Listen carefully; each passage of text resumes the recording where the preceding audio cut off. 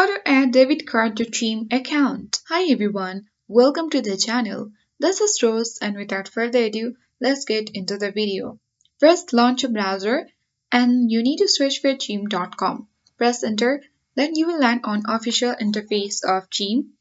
Where to add debit or debit card to Chime account, you simply need to first open Chime application or the website and go to move money. And after that, you need to link your debit card by adding your debit card number.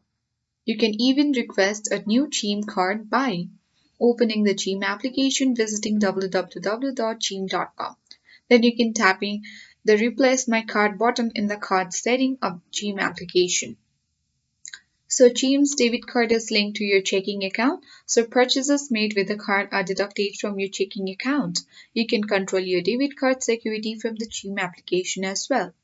So this is the particular way in order to add debit card to Chime account. I hope this guide was informative.